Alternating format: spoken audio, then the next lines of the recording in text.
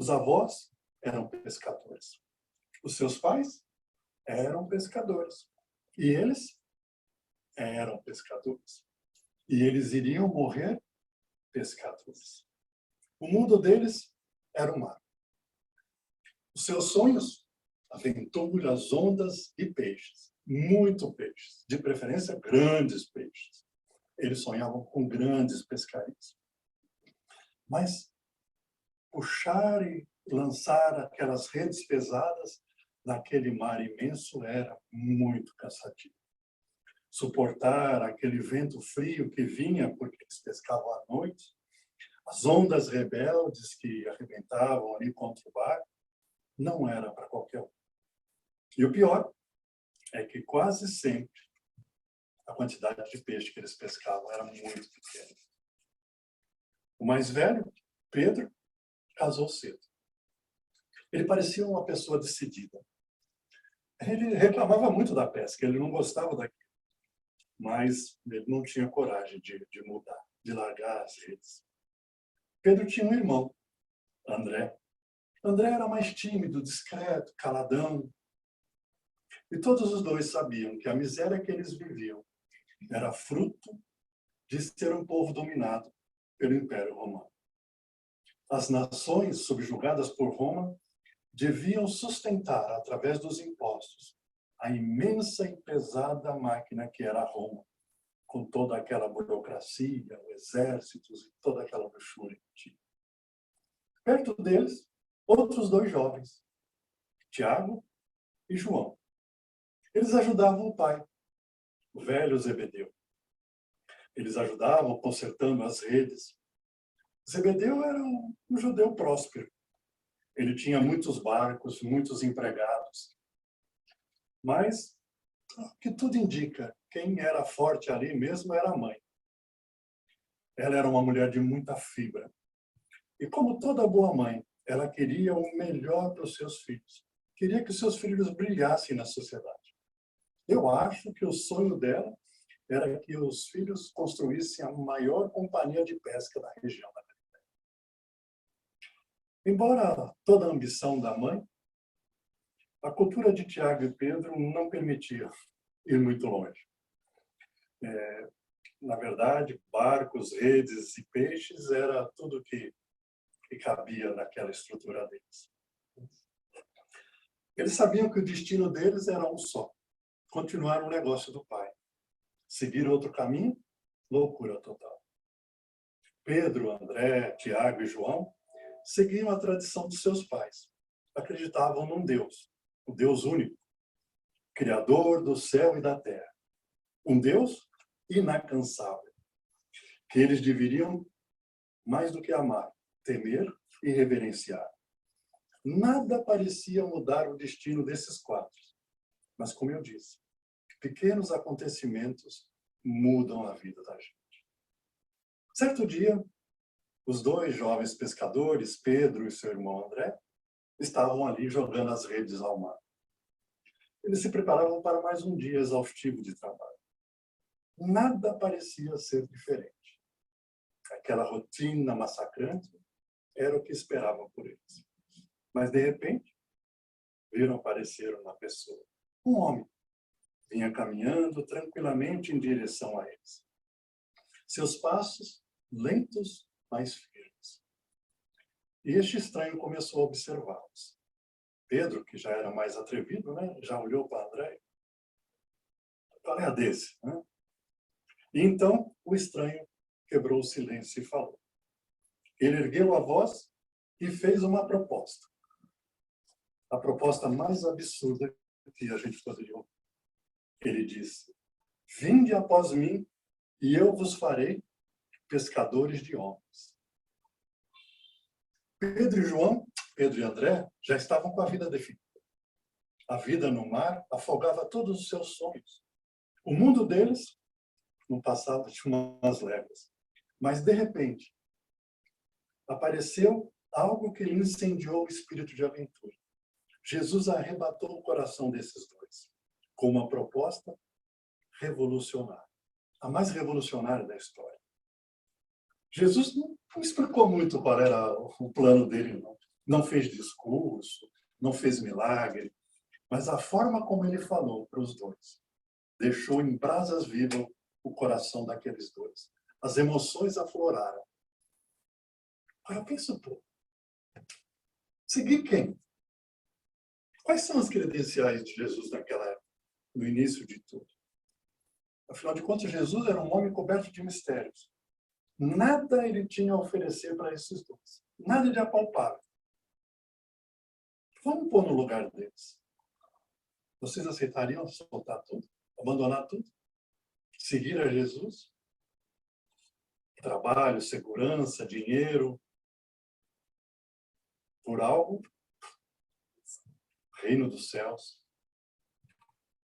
Os parentes falaram que aquilo era louco. Imagina a mulher de Pedro. Deve ter chorado até. Como é que nós vamos viver? E os meus filhos? Os nossos filhos? Mas, muitas dúvidas, mas uma grande certeza. Eles tinham que seguir aquele homem. Logo adiante, minutos depois, Jesus encontrou os outros dois. Tiago e João. Muito mais novos e inexperientes do que Pedro e André. Eles estavam na beira da praia, armando ali, consertando as redes junto com o pai, Zebedeu, e todos os empregados. Lentamente, Jesus se aproximou e mais uma vez fez o convite. Jesus não ameaçou, não pressionou, ele só chegou e convidou. 5 segundos ele falou com eles. Naquele momento, a vida dos dois também mudou. Zebedeu, o pai, ficou pasmado. Vocês vão largar tudo? A minha companhia, que eu construí para vocês, para quê seguir esse? E o velho Zebedeu pensou, ai, esses jovens são tão rápidos para decidir as coisas, mas são mais rápidos ainda para voltar para a segurança do que eu construí.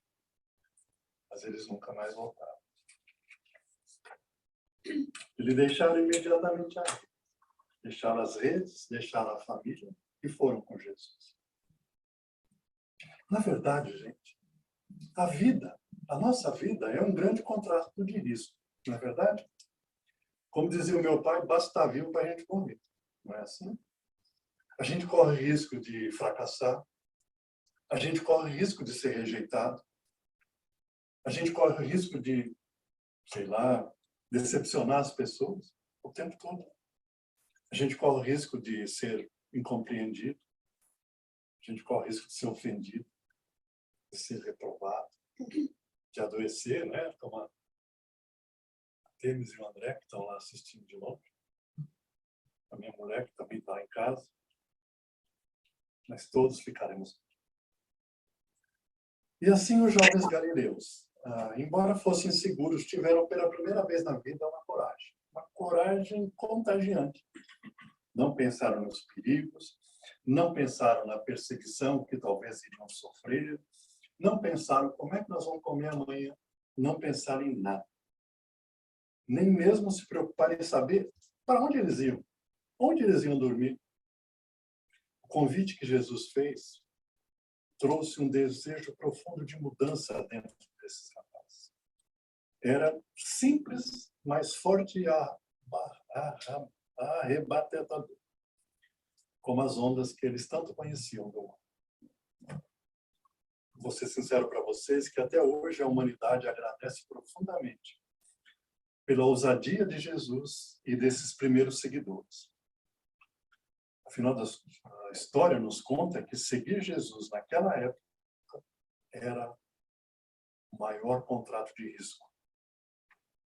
E seguir Jesus e as suas ideias e tudo mais ficaram gravados para todo o tempo na história. Esses rapazes correram risco, não é verdade? Muito, não é? Mas vou contar uma coisa para vocês. Jesus correu um risco maior ainda. Porque se fosse nos dias de hoje e Jesus montasse uma empresa e essa empresa tivesse o RH, o recursos humanos, e tivesse uma equipe, né, para fazer o recrutamento, um psicólogo e tudo mais, e aplicassem teste nesses 4 primeiros que Jesus escolheu, o que vocês acham? Eles seriam aprovados? Negativo. Eles eram o que tinha de pior, não é verdade? O mestre, contrariando toda a lógica, escolheu os menos qualificados, vamos dizer assim. E o pior, ele escolheu sabendo o que estava fazendo.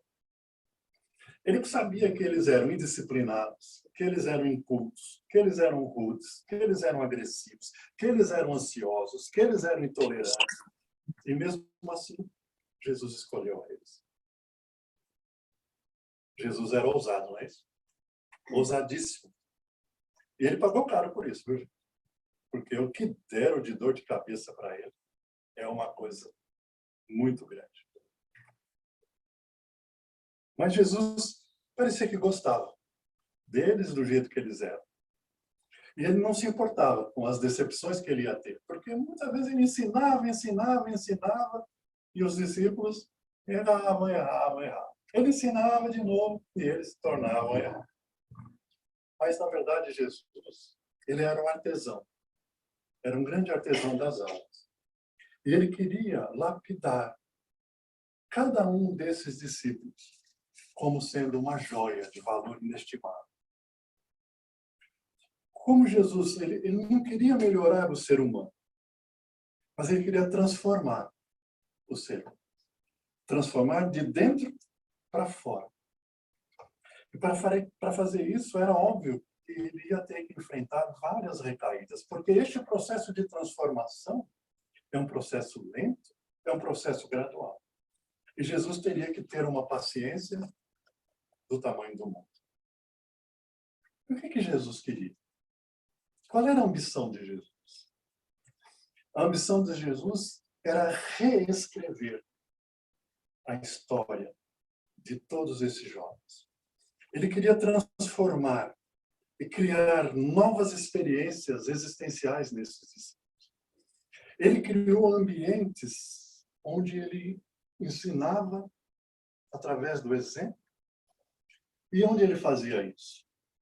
Nas praias, nos montes, nas sinagogas. E ali ele ia reescrevendo todo o psicológico, ele ia trocando todo aquele arquivo que todos nós trazemos gravados dentro de nós e reescrevendo, modificando cada um dos seus seguidores. Ele trocou totalmente a personalidade dos seus discípulos. E tudo isso era o treinamento que ele propôs para transformar aqueles que o seguiam. E o que Jesus ofereceu para os discípulos em troca? Na verdade, sonhos. Porque o que Jesus prometia era um reino justo. Um reino que não era deste mundo. Ele oferecia liberdade para os seus discípulos. Ele oferecia uma coisa, gente, olha, isso era precioso. Ele ofereceu para os discípulos a eternidade. E, além da eternidade, ele ofereceu a felicidade inesgotável para quem o seguisse. Vamos dar uma analisada em alguns só. Eles são muitos, né? São 12 mais Pedro, e Pedro não mais Paulo e tudo mais. Então, vamos resumir um pouquinho nos mais duros, vamos dizer assim. Vamos falar de Pedro. Vocês se lembram que Jesus fez uma parábola, que era a parábola do semeador? Vocês se lembram? E a parábola do semeador, ele fala que cada semeador tinha um caminho diferente, né? Os solos, aquelas coisas todas. Então, usando essa parábola, né, vamos analisar aqui Pedro. Na verdade, Pedro, na parábola lá do semeador, ele seria aquele solo à beira do caminho. Porque Pedro era rude. Ele era compactado, né? Porque o solo à beira do caminho é pisado demais, então é um solo duro, né? E Pedro era desse jeito, era duro. Ele era duro, inflexível. Para não chamar de outro nome, Pedro não tinha grande cultura, né? Você sabe o que eu estou querendo dizer, né? Ele era impetuoso. Ele costumava, lembra lá quando foram prender Jesus, né? Na hora que chegaram lá, o que Pedro fez? Sacou a espada e cortou a orelha do cara. Ele era irritado, ele era tenso, né? E ele tinha o costume de reagir antes de pensar. Por isso que ele fez o que fez, né? Mas também Pedro era uma pessoa muito simples, ele era muito transparente, né? Nós estávamos falando aqui no café da manhã, que vocês perdem. Quem não chega cedo perde uma das melhores partes aqui, que é tomar um café e a gente conversar, né? E nós estávamos falando aqui, com perdão, né, do Frank, o esposo da Glorinha. Né? O Frank também é transparente. Ele é transparente, né? Ele fala o que ele acha ali. Ele é transparente. Ele não fica ali rodeando, não. Ele é transparente. Que nem o Pedro. Pedro era transparente, né? Ele não dissimulava o que ele sentia. Ele era verdadeiro. O que ele pensava, ele falava. Desse jeito, né? Mas a mente de Pedro era um livro aberto. O Pedro, ele absorvia, o Pedro observava cada coisinha que Cristo fazia. Ele via e ele aprendia. Isso é ser aberto. Apesar da emoção de Pedro ser totalmente instável, de altos e baixos, de explosões, ele era sincero. Era fácil a gente descobrir o que estava por trás de Pedro, porque ele não. Como eu falei, Pedro tinha o costume de atropelar Jesus. Eu vou contar uma história aqui para vocês verem como é que era e como Jesus tratava com isso, né? Porque um dia chegou um romano e perguntou para Jesus se Jesus pagava imposto. E Pedro correu e falou: lógico que ele paga. E Jesus ficou quieto. Aí Jesus falou para Pedro, falou assim: vamos fazer o seguinte, você vai lá no mar, lá no lago de Genezaré, e você vai pegar um peixe. E dentro desse peixe vai ter uma moeda. Aí você pega essa moeda e vai pagar o imposto que você falou que eu pago, porque eu não tenho dinheiro. Para Pedro aquilo era terrível, né? Porque Pedro pescava com rede. Ele pegava muito peixe. Então, para Pedro ir lá, ficar com a varinha na mão para pegar um peixe, era o batido. E ele ficou lá com a varinha, né? E o peixe demora, né? E ele ficava lá, né? O que eu fui abrir minha boca? O que eu fui falar? Né? E ficou ali. Até que o peixe veio, ele fisgou, e o que tinha na boca do peixe? A moeda. Aí ele aprendeu a lição. Não aprendeu, porque ele voltou a repetir o mesmo erro. Né? De todos aqueles que andavam com Jesus, o que mais errou foi Pedro. Mas tinha uma grande vantagem nisso, porque Pedro não tinha medo de errar. Pedro não tinha medo de chorar. Pedro não tinha medo de se entregar para aquilo que ele acreditava. De correr riscos, sabe? De se arriscar mesmo, né? Pedro era muito rápido para errar porque ele era impossível. Mas ele era muito mais rápido para se arrepender e voltar para corrigir. Como eu falei, Pedro não tinha grande cultura, ele não era um intelectual. Mas, como eu também já disse, ele tinha a capacidade enorme de observação. Pedro ficava deslumbrado com Jesus. Ele ficava vendo ali Jesus falar, e ficava vendo Jesus fazer os milagres, e aquilo tocava o coração dele de uma maneira muito grande. E ele descobriu o segredo da arte de aprender, o segredo de se esvaziar para poder encher de novo. Esvaziar de coisas ruins para encher de coisas boas. E foi assim que Pedro foi se transformando. E pelo todo o temperamento de Pedro, Pedro era uma criançona, não é mesmo? E qual é a maior qualidade da criança? Capacidade de aprender. E era assim que Pedro foi se transformando. Foi assim que Pedro foi, lição após lição, crescer e chegar a ser o Pedro que nós conhecemos. Aquele que, depois da partida do Cristo, se transformou na pedra fundamental para que o cristianismo se espalhasse para o mundo todo. Pedro falhou muito, mas se tornou um grande amigo do mestre da lei. Os miseráveis sempre o amaram mais do que os que se achavam justos aos seus próprios olhos. Os que falharam e tiveram coragem de reconhecer as suas fragilidades, tinha Pedro como grande herói. Os últimos se tornaram os primeiros. Eles tiveram o privilégio de ver a grandeza e a humildade do Cristo, o seu poder e as suas armas. Agora eu queria falar de João. João também se transformou muito. João terminou a vida como um homem repleto de amor. Mas antes de encontrar Jesus e durante a sua caminhada com ele, a emoção de João também flutuava como Pedro. João era adolescente quando encontrou Jesus. Ele era muito novinho, muito novo mesmo. E João tinha momentos de muita brandura, alternados com momentos de reação muito de agressividade.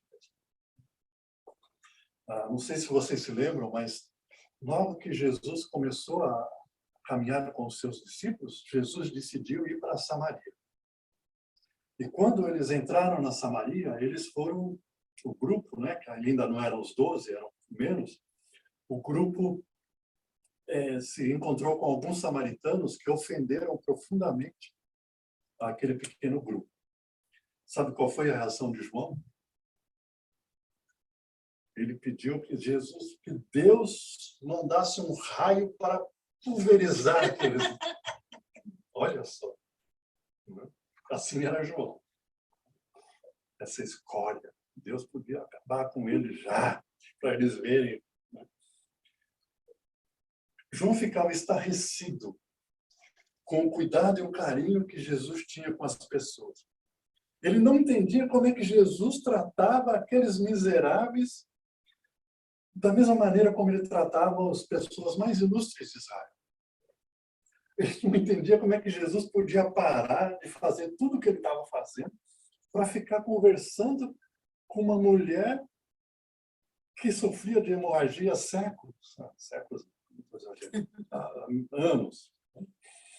Ele não entendia como é que Jesus tratava os inúteis com tanto amor. Aquilo para ele, como é que Jesus tratava aqueles como se fossem pessoas mais importantes do mundo. Cegos, paralíticos, leprosos, pareciam príncipes quando estavam juntos com Jesus. Mas, apesar de Jerusalém ter se tornado um local muito perigoso, João ficou lá, pescando homens para Deus. Todos, com o passar do tempo, ficavam admirados com a sabedoria e a forma como João passou a tratar. João foi preso. As reuniões eram um perigo enorme. Muitos ali sofriam quando estavam se reunindo ali, muitas vezes nas catacumbas. Muitos morreram. Mas João permaneceu ali, firme. Tiago, o irmão de João, foi o primeiro. Foi martirizado. Foi o primeiro mártir do cristianismo nascente. E João viu seu irmão perder a vida daquela maneira tão cruel. Dizem que ele foi lapidado, pedras. Tudo caminhava tão bem. Por que estava tão difícil? Mas João não desistiu. João escreveu um evangelho. Escreveu 3 cartas, epístolas. E escreveu o Apocalipse. Os seus escritos, eles exalam um perfume maravilhoso, de profunda emoção, de tudo aquilo que João viveu junto a Jesus. É muito bonito que no Evangelho de João, Jesus é citado mais de 20 vezes.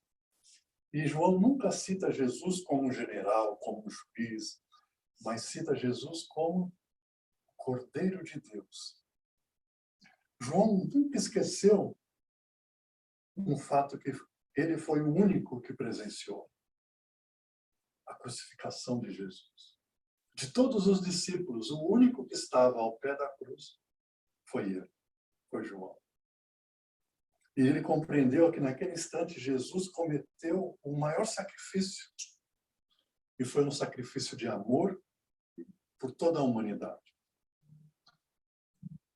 Toda a semente que Jesus lançou no coração de Pedro, de João, floresceu e frutificou. João enfrentou muitas batalhas, mas a maior batalha que ele enfrentou foi em ser último. Ele poderia descansar, ter uma velhice tranquila, mas falar sobre a vida do Mestre era a maior paixão de João. O motivo pelo qual escrevia, segundo ele próprio, era para que os leitores daqueles escritos tivessem alegria, e alegria plena. João era muito jovem quando deixou os barcos e as redes para seguir o vendedor de sonho que era Jesus. Mas ele não imaginava que este Jesus, vendedor de sonhos, era um excelente escultor de emoções.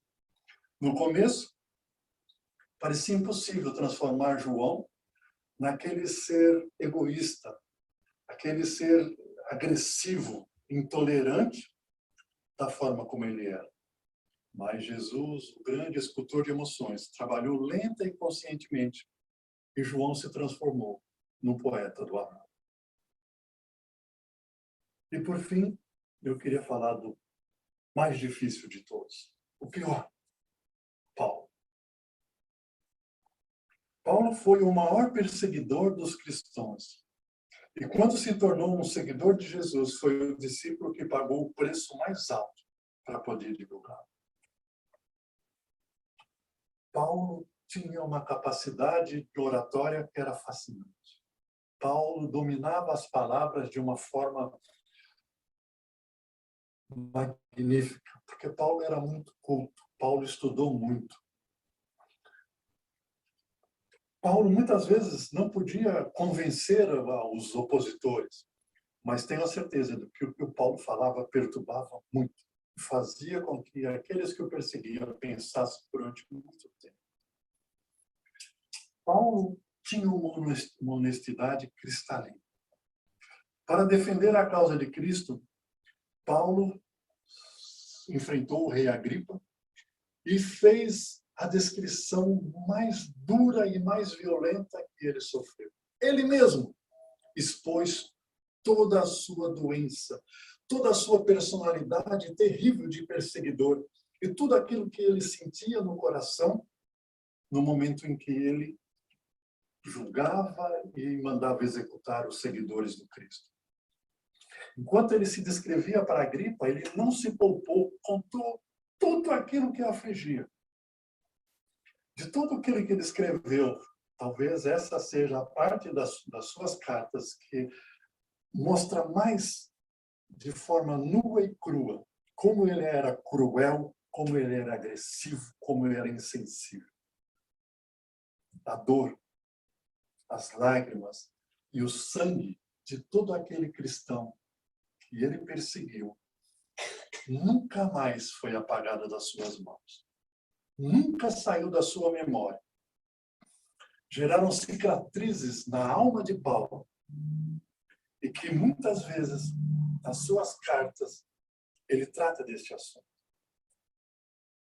Quando ele diz nas suas cartas que ele era o menor de todos os discípulos, isso ele falou em Efésios, ele não estava ali só querendo ser humilde, bonitinho, não. Ele estava sendo sincero. Porque, no fundo, ele se considerava o último dos seguidores do Mestre. E, consequentemente, o que mais devia, o maior devedor de todos. Se vocês forem olhar, o mundo de Paulo virou de cabeça para baixo. É raro um ser humano que teve que repensar tanto a sua vida. De tudo aquilo que ele tinha e que ele perdeu para conquistar a paz interior. De inimigo número 1 ele passou a ser o defensor número 1 da causa do mestre. Apesar de ter passado por sofrimentos terríveis, Paulo tinha a sua saúde psíquica intacta. Ele tinha todos os motivos para ser uma pessoa deprimida, para ser mal-humorado, para ser ansioso. Mas Paulo, apesar de tudo, era uma pessoa alegre e sereno. Na epístola a Coríntios, a segunda epístola a Coríntios, mostrando todo o crescimento, toda a evolução que Paulo teve de conhecer o Cristo, ele diz que uma pessoa pode ser o maior poliglota da história, mas se não tiver amor, é como um bronze que emite sons, mas que não tem vida. E diz que o amor é paciente, é benigno. O amor não arde em ciúmes, não se exalta, não age incessantemente, não procura os seus interesses, não guarda mágoa. A vida que Paulo encontrou em Cristo o libertou completamente e o fez viver intensamente cada momento e tornou a experiência de Paulo uma coisa única, um soneto de amor, como está ali em Coríntios. Ele demonstrou em cada um dos valores emocionais que atravessou, mas que jamais devemos abrir mão para termos uma vida plena.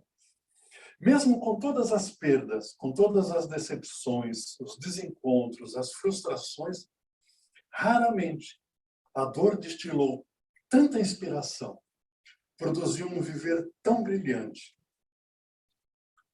Paulo era um homem feliz numa terra de infelizes.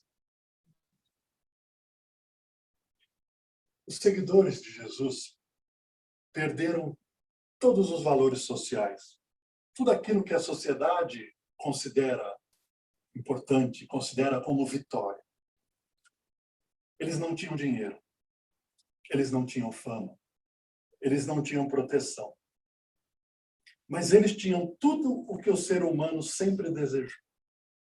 Eles tinham alegria, eles tinham paz interior, eles tinham segurança, eles tinham amigos, eles tinham ânimo. Cada um deles viveu uma grande aventura. Eles tiveram grandes sonhos e tiveram coragem para correr todos os riscos para transformar estes sonhos em realidade. Olha, eu vou dizer para vocês, raramente se viu pessoas tão realizadas, sociáveis, satisfeitas. Eles não tinham nada, mas tinham tudo. Eles eram discriminados, mas tinham inumeráveis amigos. Cada derrota que eles passavam era uma oportunidade para começar de novo. Cada coração aliviado, através dos ensinamentos que eles repartiam com eles, dava força para eles continuarem o caminho.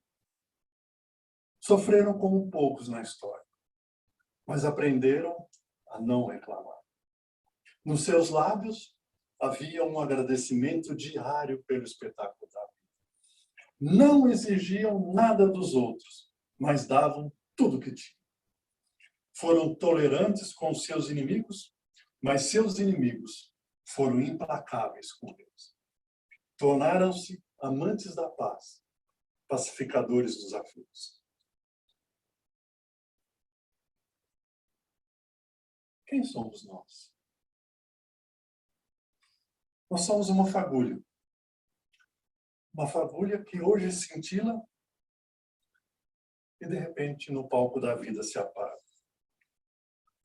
Nos apagamos tão misteriosamente como acendemos. Nada é tão fantástico quanto a vida.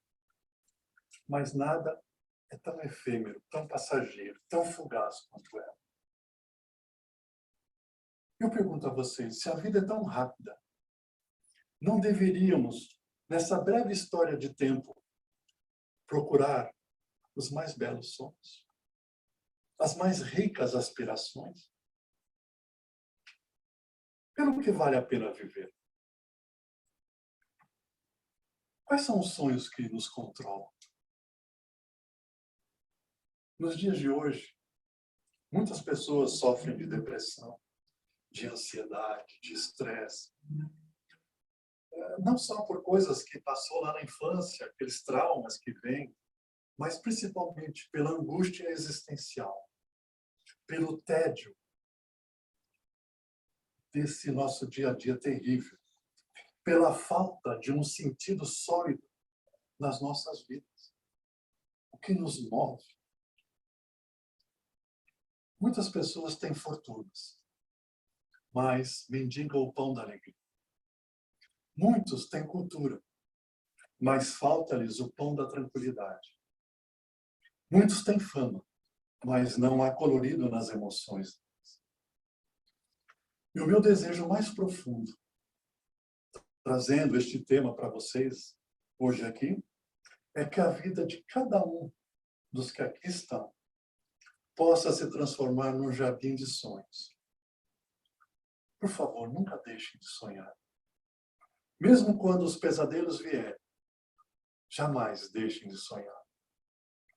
Porque, como dizia o grande poeta da Bahia, Raul Seixas, o sonho que se sonha só é somente sonho que se sonha só. Mas o sonho que se sonha junto é realidade. Obrigado a todos.